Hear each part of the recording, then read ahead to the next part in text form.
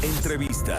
Oiga, y mañana 23 de marzo, casi 2 semanas después de que la Organización Mundial de la Salud pues declarara al coronavirus como una pandemia y días después incluso de que se reportara la primera muerte en nuestro país, la Secretaria de Salud, usted se acuerda, pues implementó una serie de medidas preventivas para evitar pues el contagio, la propagación del virus.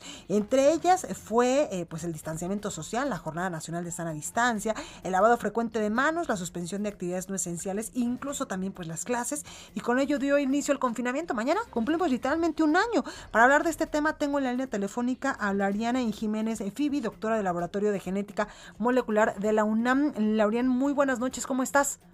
¿Qué tal, Blanca? Muy bien, gracias. Gracias. Gracias por la invitación. No, a ti como siempre por tomarnos esta comunicación, Lauriana. Pues mañana ya cumplimos un año del inicio de este confinamiento y a un año, pues no sé tú cómo lo veas, pero no hemos avanzado mucho. No, hemos avanzado muy mal. En lo que hemos avanzado es en sumar muertes, ¿no? Uh-huh. Es decir, México pues está ya llegando a 200,000 muertes en cifras oficiales que, considerando el exceso de mortalidad, se traducen a cerca de 500,000, es decir, que han muerto durante la pandemia casi 500,000 de personas de COVID-19. Entonces sí, no hemos avanzado bien.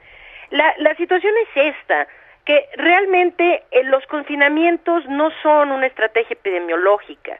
Es decir, el confinamiento es una medida extrema que debe ser empleada única y exclusivamente cuando hay el riesgo inminente de que mueran miles de personas, si no es que se detienen todas las actividades, ¿no? Pero esta estrategia mal entendida que nuestro gobierno ha llevado, y no es el único, desde luego, ¿no? Porque es la misma estrategia que tratan de seguir los países europeos, sí, con resultados desastrosos, ¿no? Es decir, el control epidemiológico viene de tomar las medidas de contención necesarias para controlar la propagación de los contagios en las comunidades. Lauriana, y en este sentido, ¿qué hubiera sido mejor? Evidentemente ya nos estás tú contando que el confinamiento pues no sirve de mucho, pero ¿qué hubiese sido lo mejor que los gobiernos a nivel internacional y en México hubieran implementado pues para evitar tantas muertes a nivel ya internacional y las muertes que llevamos en México? Incluso pues se dice que hay un subregistro de más de 500,000 muertes en este momento a un año. Sí, lo que se debió de haber instituido y hasta ahora, es decir, es que se van a seguir sumando cientos de miles de muertos. Lo que viene en las siguientes semanas parece que va a ser un golpe tremendo, y tiene muy poco que ver con la Semana Santa. Uh-huh. Tiene que ver con lo que está pasando en la situación mundial. Casi muchos países de Sudamérica están mostrando ascensos, aceleración en los contagios, en las muertes, lo mismo que muchos países europeos.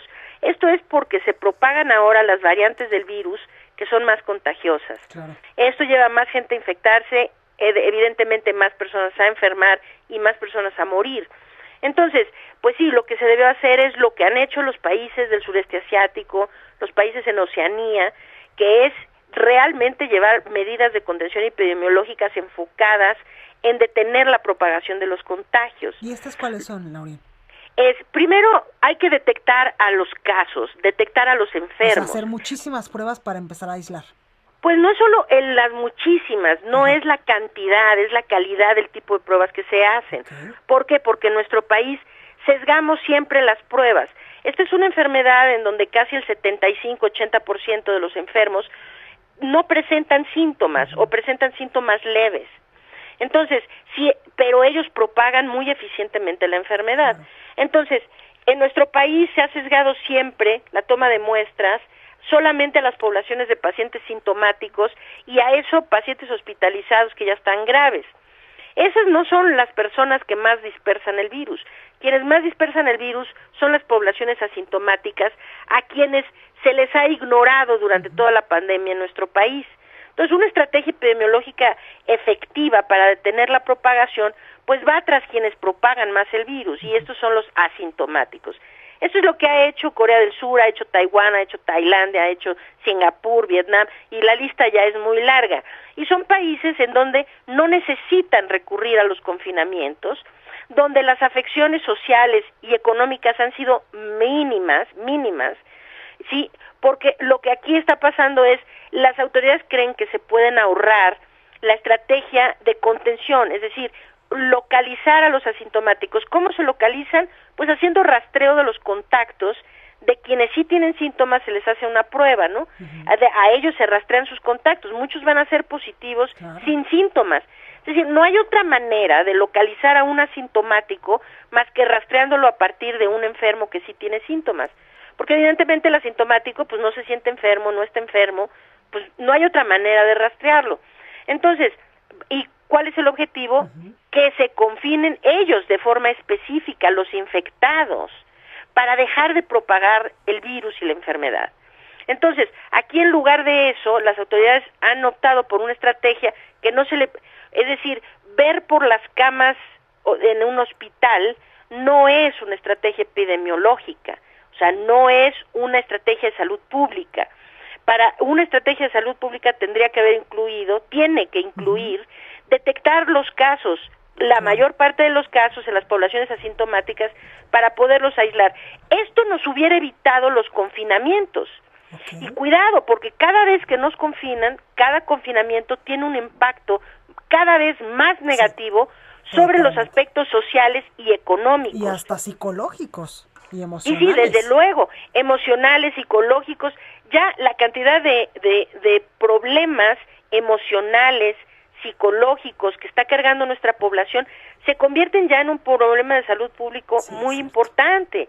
Es decir, ¿qué pasa con todos los adolescentes que han estado un año sin tener contacto con sus pares, ¿verdad? Claro, que en una edad en donde es donde sí, ya en una edad en donde imaginarios más que antes. Claro, y para ellos es una edad en donde ellos es indispensable para ellos tener el contacto con la gente de su edad, ¿no? Entonces, todo esto, pues entonces ahorita el gobierno decide, ¿no? Seguimos sin hacer medidas de contención, pero entonces dicen, cuidado porque ya viene otra oleada. No es que ahí viene, es que sí, claro, viene, pero no deberíamos estar sentados aquí esperando que llegara. Claro. Se deberían estar haciendo medidas concretas que incluyen las muestras, esto que son pruebas, rastreos, aislamientos selectivos, pero que también incluye vigilar nuestras fronteras, ¿no? O sea, hacer tamizajes de los que entran. En México eso no pasa. O sea, entras a México y no te piden ninguna prueba. Exactamente. Aquí es el único país de todo el mundo que no tiene un solo control migratorio. Aquí entran todos los que tienen COVID y los que no, y no sabemos quiénes entran enfermos y quiénes salen de aquí enfermos, porque no hay un solo control. Entonces, pues sí, es muy lamentable esto, y ahora, desde luego que el gobierno siempre tiende a querer desviar la atención es culpa de todos menos de ellos, ¿no? Pues entonces ahora la culpa es de los que se fueron de vacaciones de Semana Santa. Pues no, bueno, sin duda esto va a tener una afección, pero no tiene que ver con la Semana Santa, tiene que ver con que estamos en un país que se ha negado desde el principio a llevar una estrategia epidemiológica seria, una estrategia de salud pública que detenga la propagación de los contagios. Ahora lo que viene parece que va a ser algo realmente muy grave en las próximas semanas y quizá meses, algo que podría estar rebasando lo que vimos en los meses de noviembre, diciembre y enero. Pues ahí lo tenemos. Lauriana Jiménez Fibi, directora del Laboratorio de Genética Molecular de la UNAM. Muchas gracias, como siempre, por esta comunicación. Al contrario, un placer estar en el programa. Muy buenas noches. Gracias. Bueno, pues ahí lo tenemos.